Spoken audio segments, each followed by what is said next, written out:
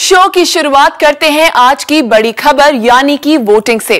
30 अप्रैल को मुंबई में हुई वोटिंग और यहां दिन भर में कई सारे सेलिब्रिटीज आए वोटिंग से जुड़ी अपनी सिविक रिस्पॉन्सिबिलिटी निभाने के लिए। तो कौन कौन आया, किस रूप में और क्या कहना था उनका वोटिंग पर, आपको दिखाते हैं हमारी आज की किटकैट ब्रेकिंग न्यूज में।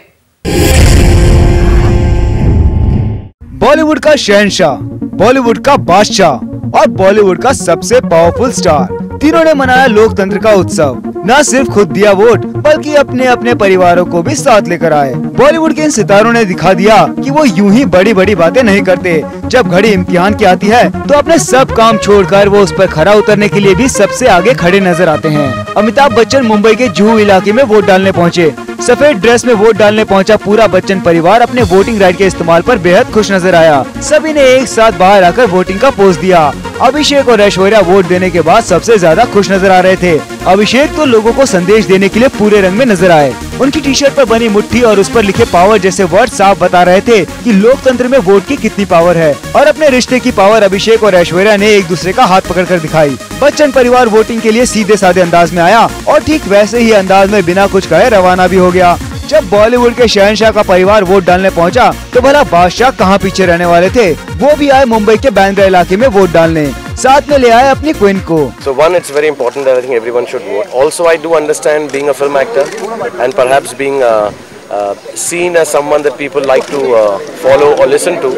If I don't vote, then everything that I endorse, from the cars to the foods and all the jobs that I do is redundant, because I think the first endorsement I should give is for the electoral process.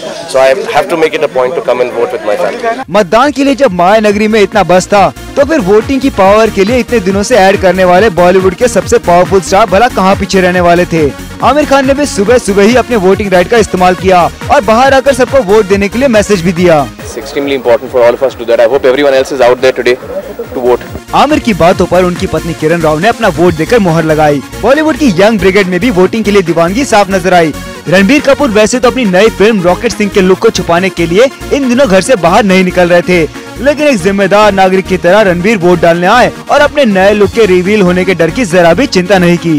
Ranbir की दोस्त Sonam voting की race में रणबीर से आगे निकल गई।